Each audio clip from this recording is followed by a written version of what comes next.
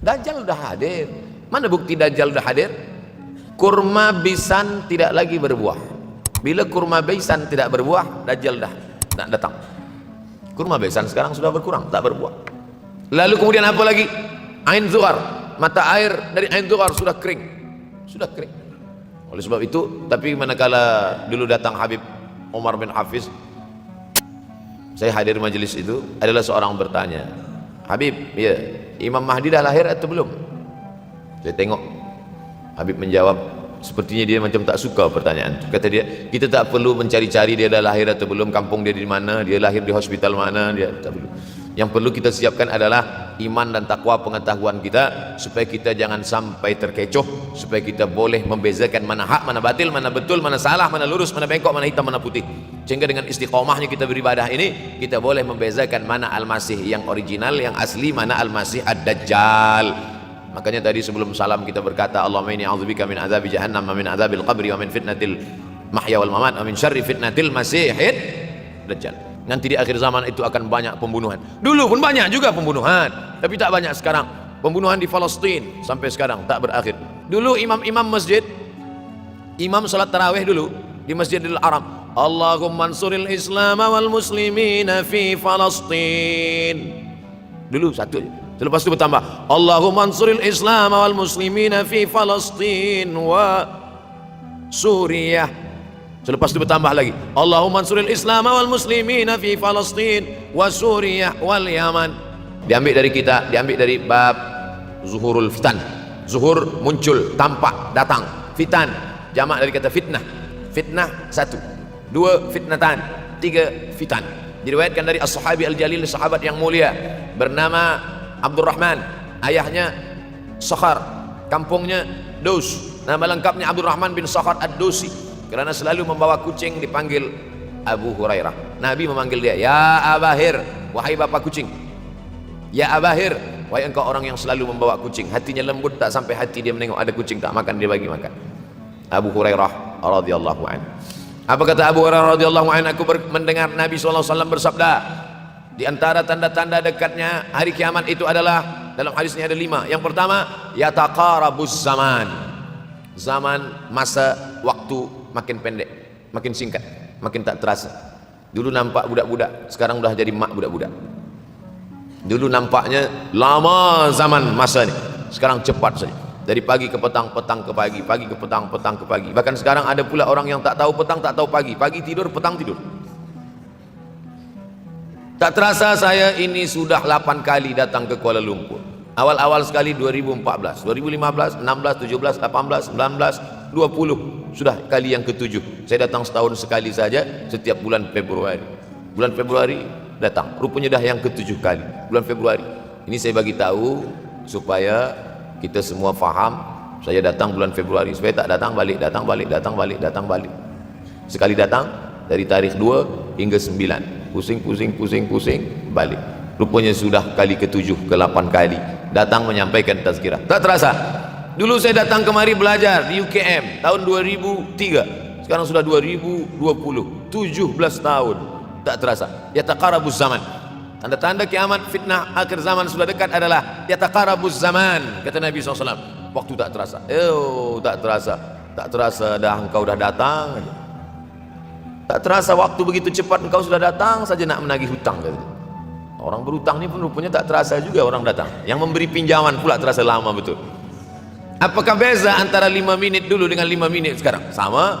Apakah beza antara 24 hours, 24 jam dulu dengan 24 jam zaman Nabi dengan 24 jam zaman sekarang? Sama. Tak ada beza. Mataharinya sama, bulannya sama, buminya sama. Yang berkeliling mengelilingi matahari sama.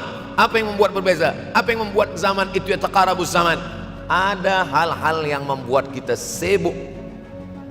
Dulu tak ada google.com, dulu tak ada Facebook, dulu tak ada Twitter, dulu tak ada BBM, dulu tak ada Instagram. Sekarang waktu habis. Bila kita tanya orang mana yang lebih lama, 5 minit atau 50 minit, semuanya sepakat mengatakan 50 minit lama, 5 minit kejam. Saya tanya 2 kali, pelajar-pelajar, penuntut-penuntut, mana yang lebih lama, 5 minit atau 50 menit? Semuanya berkata 50 menit lebih lama daripada 5 menit. Lepas tu saya balik, mana yang lebih lama, 5 menit menunggu azan maghrib bulan puasa, 50 menit status FB Instagram. Oh, lebih lama 5 menit menunggu azan maghrib. 5 menit menunggu azan maghrib bulan puasa macam-macam mati jam. 50 menit hilang waktu tak terasa. Itu menunjukkan hadis Nabi itu, semakin saya baca hadis Nabi makin kuat keyakinan saya, makin kuat iman saya, makin hilang keraguan saya bahwa yang berbicara ini bukan manusia biasa, tapi dia dapat wahyu dari Allah. Wa ma yantiqu anil hawa in huwa illa wahyun yuha, melainkan wahyu dari Allah Subhanahu wa taala. Yataqarabuz zaman, masa begitu cepat berlalu tak terasa. Sebulan seperti sepekan, sepekan seperti sehari, sehari seperti sesaat. Akhirnya kita pun kehilangan waktu, habis. Saya Ustaz Abdul Samad, memang zaman ini tak terasa cepat betul. Rasa-rasa kejap, dah bulan Ramadan. Tak terasa baru saja Idul Fitri, dah masuk pula lagi. Masya Allah, begitu cepatnya masa berlalu. Maka jangan sampai semakin saya baca hadis ini, semakin kuat keyakinan saya bahwa Nabi Muhammad SAW mendapat wahyu dari Allah Subhanahu wa taala, semakin kuat keyakinan dan keimanan. Kenapa? Seandainya Nabi berkata zaman nanti di akhir zaman itu semakin cepat, semakin dekat, semakin berlalu tak terasa, tapi kemudian zaman yang kita lalui tak sama seperti yang dikatakan Nabi, mungkin datang juga keraguan dalam hati, betulkah ini? Tapi ternyata 1441 tahun lampau, 1440 tahun yang lalu Nabi mengatakan, dan hari ini terbukti zaman begitu cepat berlalu.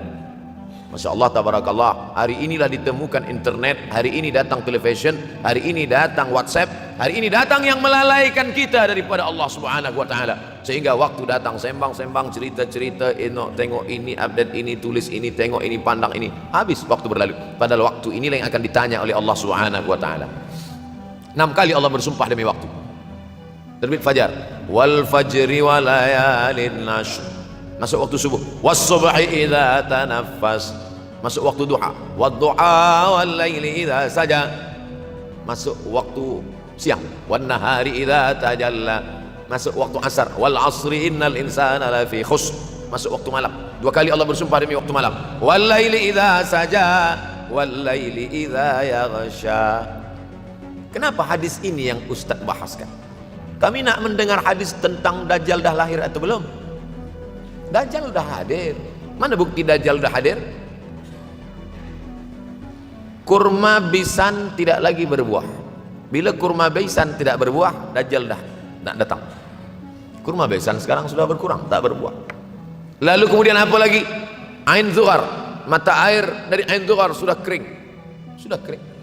Oleh sebab itu, tapi manakala dulu datang Habib Umar bin Hafiz, saya hadir majelis itu, adalah seorang bertanya, Habib, ya, Imam Mahdi dah lahir atau belum? Saya tengok Habib menjawab, sepertinya dia macam tak suka pertanyaan. Kata dia, kita tak perlu mencari-cari dia dah lahir atau belum, kampung dia di mana, dia lahir di hospital mana, dia tak perlu. Yang perlu kita siapkan adalah iman dan takwa, pengetahuan kita, supaya kita jangan sampai terkecoh, supaya kita boleh membezakan mana hak, mana batil, mana betul, mana salah, mana lurus, mana bengkok, mana hitam, mana putih. Sehingga dengan istiqomahnya kita beribadah ini, kita boleh membezakan mana Al-Masih yang original, yang asli, mana Al-Masih Ad-Dajjal. Makanya tadi sebelum salam kita berkata, Allahumma inni a'udzubika min adzabi jahannam wa min adzabil qabri wa min fitnatil mahya wal mamat wa min syarri fitnatil masihid dajjal. Membaca, menghafaz 10 ayat di awal surah Al-Kahfi. Siapa yang menghafaz 10 awal ayat, hadis lain mengatakan 10 akhir, 10 awal 10 akhir, elok dua-duanya.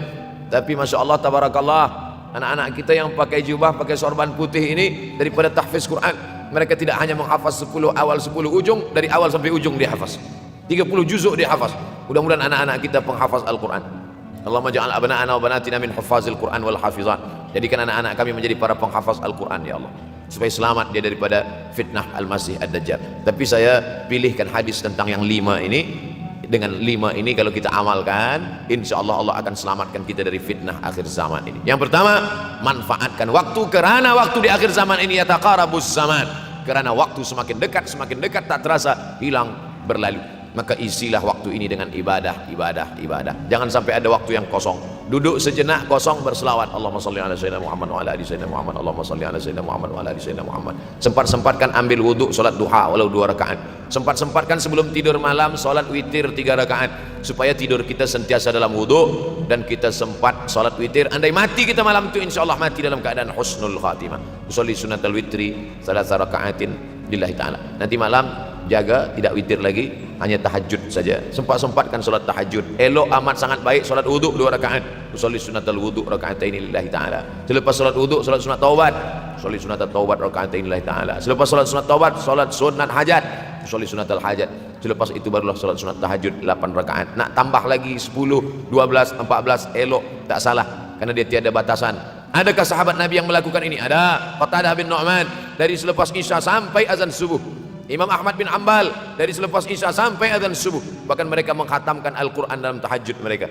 Maka bahkan ada imam yang disebut dengan As-Sajjad, kerana banyak sujud kepada Allah Subhanahu wa ta'ala. Kerana akhir zaman ini godaan begitu besar. Dulu orang tengah malam tahajud, jam 2 malam, jam 3 malam dia bangun. Kerana dia membaca hadis sab'atun yudhilluhumullah, ada 7 golongan yang mendapatkan naungan Allah, yauma la dhilla illa dhilluh, hari itu tak ada naungan kecuali naungan Allah. Rajulun, ada seseorang, zakarallah, dia berzikir dengan Allah khalian di tengah malam, tak ada manusia. Fafadat ainahu, menetes air mata. Maka yang pertama ini, jangan sampai kita kehilangan waktu, kerana waktu kasaif, waktu ini seperti pedang. Illam taqta'hu qata'aka, kalau tidak kau patahkan dia. Kalau kau dapat pedang, patahkan. Sebab kalau tidak kau patahkan, dia yang akan memotong engkau, mematahkan tulang-tulang engkau. Waktu ini kalau tidak kita manfaatkan, kita akan ditanya tentang waktu, kemana saja waktu yang sudah kau pakai. Inna sam'a, pendengaran, wal basar, penglihatan, wal fuad, hati, kullu ulaika kana anhu mas'ula. Semua akan disoal, semua akan diminta tanggung jawab di hadapan Allah. Kemana waktu yang sudah aku bagi dulu engkau pakai? Yang pertama nanti ditanya, la tazulu qadama 'abdin yaumal qiyamah. Kaki anak Adam tidak akan bergeser, tidak akan beralih dari tempat tegaknya pada hari kiamat, hatta yus'al, sampai dia disoal, sampai dia ditanya. La tus'alunna yauma idzin 'anin na'im. Banyak yang akan ditanya nanti, tapi Nabi bagi tahu di antara yang akan ditanya dari sekian banyak nikmat itu 4. Yang pertama, an umrihi fima afnah. Umur kemana engkau habiskan? Hari ini ada anak-anak muda belia umurnya 17 tahun. 17 tahun habis menghafaz Al-Quran. 17 tahun habis iktikaf dalam masjid. 17 tahun habis berzikir, berjubah, bersorban, mengabdikan ilmu, berkhidmat kepada ulama. 17 tahun habis. Tapi ada pula yang dibalik, 71 tahun habis. Rumah, office, kopi, rumah, office, kopi, rumah, office, kopi, batuk, mati habis. Apa yang dapat kita bawa menghadap Allah SWT? Yang pertama, yataqarabuz zaman. Yang kedua adalah wa yanqusul ilmu. Ilmu semakin berkurang. Kalau sudah ilmu berkurang, apa yang bertambah? Jahil. Kalau ilmu bertambah, jahil berkurang. Kalau ilmu berkurang, jahil bertambah. Mana ada orang jahil cakapnya didengar orang? Saya dulu awal-awal membaca hadis ini, wa yanqusul ilmu. Ilmu berkurang, jahil bertambah. Rasanya tak mungkin, tak logik, tak masuk akal. Mana ada orang tak berilmu cakap dia didengar?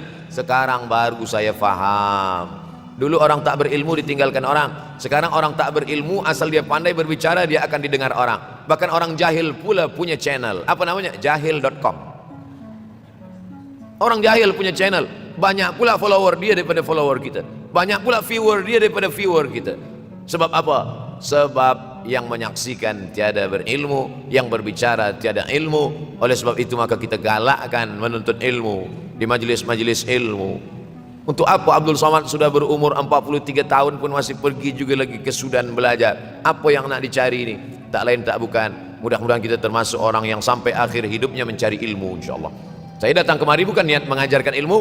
Saya datang ke Malaysia tetap niatnya belajar mencari ilmu. Man salaka tariqan, siapa yang melangkahkan kaki melalui suatu jalan, yaltamisu fihi ilman, siapa yang melalui suatu jalan niatnya untuk mencari ilmu, sahalallahu lahu bihi tariqan ilal jannah, dimudahkan Allah jalannya menuju surga. Innallaha la yantazi'ul ilma intiza'an. Innallaha la yanzi'ul ilma intiza'an. Allah kalau mencabut ilmu, bukan macam mencabut pokok kayu dari tanah. La yantazi'ul ilmu intiza'an. Allah tidak mencabut ilmu macam mencabut pokok kayu dari tanah hingga ke akarnya, tidak. Lalu bagaimana ilmu ini dicabut? Biqabdil ulama, dengan matinya ulama, maka habislah ilmu. Meninggal Imam Syafi'i, berkurang ilmu. Meninggal Imam Nawawi, berkurang ilmu. Meninggal Imam Fulan, berkurang ilmu. Maka yang hadir adalah al-juhala. Yang lebih menakutkan lagi adalah al-juhala bisawbil ulama, orang jahil dengan pakaian ulama. Abdul Somad tidak mengatakan dirinya ulama. Saya selalunya membacakan ayat Quran, membacakan hadis Nabi, menyampaikan fatwa ulama. Tak pernah saya berceramah, bertausiah. Menurut saya, siapa saya? Siapa kita? Syafi'i manusia, saya manusia. Syafi'i boleh berfatwa, saya juga boleh berfatwa. Imam Syafi'i berfatwa, Al-Quran 30 juzuk dalam kepala dia. Kita juzuk 30 pun kadang-kadang hilang. Imam Syafi'i balik dari masjid ke rumah, dia tutup telinga. Datang orang bertanya, Syafi'i, ya, kenapa engkau tutup telinga? Sebab bila aku dengar dari masjid ke rumah, semua yang aku dengar masuk tu semua aku ingat. Aku takut dia ingat di dalam, maka aku tutup. Kita, yang saya sampaikan tadi pun tak ingat. Oh, Ustaz mengejek kami, enggak. Jangankan yang mendengarkan, yang bercakap pun tak ingat. Nasib baik datang orang Jepun mengingatkan kita. Nah, ini nama dia Sony. Manusia ni lupa. Oleh sebab itu maka yang kedua, akhir zaman, wa yanqusul ilmu, ilmu makin kurang. Maka bersyukur anak-anak yang dimasukkan ke rumah tahfiz. Kalau ada rumah tahfiz di kampung biasa, kalau ada rumah tahfiz di desa, dusun biasa, tapi ada tahfiz di tengah kota besar Kuala Lumpur, masih ada lagi rumah tahfiz Quran. Siapa yang mewakafkan rumah tahfiz? Siapa yang memberikan beras? Siapa yang memberikan duit? Siapa yang memberikan belanja? Siapa yang mengirimkan ustaz? Masya Allah, tabarakallah. Maka ini semua mudah-mudahan kita istiqamah semuanya insyaAllah. Supaya apa? Supaya lahirlah anak-anak kita yang alim, berilmu. Karena ini makin banyak orang jahil, alftau bi ghairi ilmin, memberikan tazkirah, fatwa tanpa ilmu. Dhalla wa adalla, dhallu wa adallu, sesat, menyesatkan. Kalau setakat sesat saja, ini sudahlah sesat, menyesatkan. Na'udzubillah. Masuk yang ketiga. Yang ketiga adalah wa yanqusul ilmu, setelah habisnya ilmu-ilmu ini semua dicabut oleh Allah Subhanahu wa taala, lalu kemudian setelah ilmu dicabut Allah Subhanahu wa taala, wa yulqas syuh, wa man yuqashuh, sin dengan hak kecil, wa man yuqashuh nafsihi fa ulaika humul muflihun. Siapa yang selamat daripada sifat syuh, itulah orang yang beruntung. Hayya 'alal falah, mari kita menuju keberuntungan, kemenangan. Siapa orang yang menang? Selamat daripada sifat syuh. Ada orang menerjemahkan syuh ini pelit, bakhil. Bakhil ada yang lebih parah daripada bakhil. Syuh. Bakhil ini, bakhil tidak ingin memberikan uangnya untuk orang lain. Itu bakhil. Dia ada uang 10 ringgit, uang itu hanya dia makan saja, dia tak mau walaupun setengah sen kepada orang lain. Itu namanya bakhil. Kalau syuh ini, duit dia simpan, duit orang pula dia makan. Nah, itu syuh. Jadi lebih parah lagi. Oleh sebab itu kalau sudah ilmu ini dicabut, orang menjadi jahil, maka datang penyakit syuh yang ketiga. Apa itu syuh? Hubbud dunya, hubbul mal, wa tuhibbul mala hubban jamma. Engkau sayang kepada harta amat sangat sayang. Dia pegang semuanya sampai tak meleleh, tak menetes walaupun satu tetes. Akhirnya mereka inilah pendusta-pendusta agama. Ara'aital ladzi yukadzibu biddin, tahukah kamu siapa itu yang mendustakan agama? Fadzalikal ladzi yad'ul yatim, mereka itu yang membiarkan anak yatim. Wala yahuddu ala ta'amil miskin, dia tidak mempedulikan makanan orang miskin. Sebab apa? Bukan sebab tak ada harta, sebab syuh. Kenapa syuh? Sebab tak ada ilmu. Tak ada ilmu tentang akhirat. Dia pegang, dia simpan, mati, habis. Yang dia bawa hanyalah 1, 2, 3 helai kain kafan saja. Itulah mengapa Sultan Turki, Sultan Muhammad Al-Fatih, Sultan Abdul Hamid, coba tengok gambar Sultan Muhammad Al-Fatih, Sultan Abdul Hamid Turki dulu. Sorban dia besar-besar. Saya dulu terkejut, lama saya tengok, kenapa sorban orang Turki ini besar-besar. Lama-lama saya baca rupanya sorban orang Turki itu kain kafan. Tuan-tuan balik dari sini beli kain kafan 2 meter, ikatkan kepala, bawa semayang supaya ingat mati. Boleh kamu menyiapkan kain kafan? Baca kitab Tambihul Mughtarrin, peringatan bagi orang-orang yang tertipu. Di situ ditunjukkan banyak ulama, bahkan mereka menggali tanah di dalam rumahnya. Malam-malam dia tahajud, selepas tahajud dia duduk di dalam tanah itu supaya terasa bagaimana rasanya mati. Gali tanah 2 meter, masuk ke dalam. Tapi kalau nak buat itu kita saja dengan Allah. Jangan pula, banyak juga orang sekarang udah gali tanah masuk ke dalam, streaming pula. Hai guys, Nak rasakan mata, mana boleh terasa. Kita saja masuk ke dalam, rasakan macam mana rasa. Sebab kalau cakap saja, marilah kita ingat mati, takutlah kita pada mati, kita tak tahu bagaimana rasa mati. Kalau nak merasakan bagaimana rasa mati, nanti kalau ada orang mati meninggal dunia, masuk kita ke dalam, kita sambut jenazah, kita letakkan, kita duduk, rasakan. Ketika Fatimah meninggal, Fatimah emak Sayyidina Ali meninggal, Nabi masuk ke liang lahat. Masuk Nabi ke liang lahat, Nabi berdoa di dalam. Ketika Utsman bin Maz'un meninggal, Nabi masuk ke dalam, Nabi pegang jenazah Utsman bin Maz'un, meleleh air mata Nabi, turun ke misai, turun ke janggutnya, turun menetes sampai ke bawah. Merasakan bagaimana rasanya di dalam.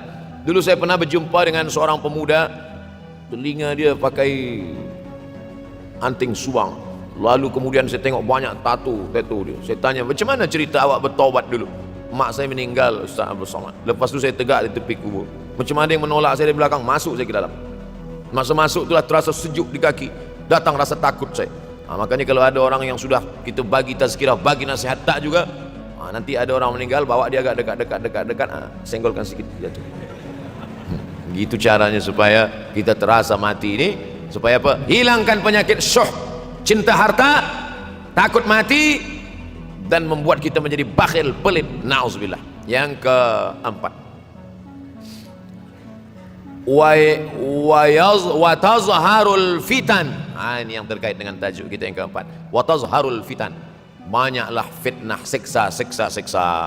Dulu masa saya kelas 1 madrasah tahun 1990, berkumpullah kami bersama-sama dengan cikgu mengkaji masalah apa? Masalah Bosnia Herzegovina, mengamuk Slobodan Milosevic, menghancurkan umat Islam di Bosnia. Sampai ada yang meminta fatwa kepada Syekh Yusuf Al-Qardawi, bolehkah perempuan yang perempuan Bosnia yang dirogol tentara Serbia hamil, bolehkah dia menggugurkan anaknya? Kata Syekh Yusuf Al-Qardawi, tak boleh. Maka dia biarkan saja anak itu lahir dan dia tidak dianggap berdosa karena ini sudah takdir Allah SWT. Bagaimana mereka dibunuh? Maka makin banyaklah selepas Bosnia datang pula yang terjadi di Rohingya, di Uighur, umat Islam. Berkumpullah presiden-presiden negeri Islam di Kuala Lumpur. Erdogan datang, berkumpul semuanya membahas bagaimana nak menolong Muslim Uighur. Rupanya umat Islam pun tak sanggup nak menolong. Apa yang boleh dilakukan di Uighur? Berdoalah umat Islam. Rupanya Allah kalau mau menolong, mudah saja Allah menolong. Tidak datang rudal skat, tidak datang tentera, tidak datang senjata, cukup datang corona, selesai. Allah Subhanahu wa taala, wa makaru wa makarallah. Mereka membuat tipu daya, Allah balas dengan tipu daya yang lain. In tansurullah, kalau kau tolong, ittaqu da'watal mazlum, takutlah kamu terhadap doa orang-orang yang teraniaya. Fa innahu laisa bainahu wa bainallahi hijab, karena di antara dia dengan Allah tak ada hijab sama sekali. Wa yakthurul wa tazharul fitan, banyaklah fitnah. Yang terakhir, yang kelima, wa yakthurul haraj.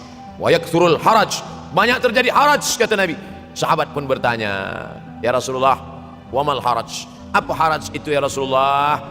Kata Nabi SAW, al haraj al qatlu. Nanti di akhir zaman itu akan banyak pembunuhan. Dulu pun banyak juga pembunuhan, tapi tak banyak sekarang. Pembunuhan di Palestina sampai sekarang tak berakhir. Pembunuhan Rohingya tak berakhir. Pembunuhan di Uighur, pembunuhan.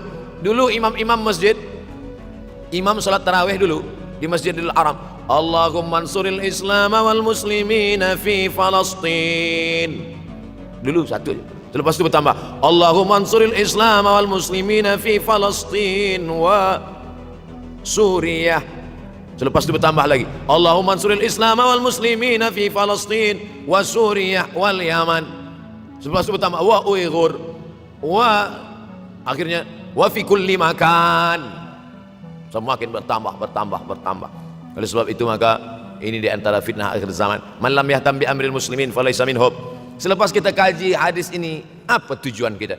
Tujuan kita semakin menguatkan keyakinan, banyak-banyak beribadah, nasihatkan anak, menantu, sahabat, jiran, tetangga, supaya semakin istiqamah menjalankan syariat, rajin-rajin sholat berjamaah, banyak-banyak berzikir, hatamkan Al-Quran, banyak-banyak berinfak, banyak-banyak bersedekah. Andai mati kita, insya Allah mati dalam keadaan husnul khatimah.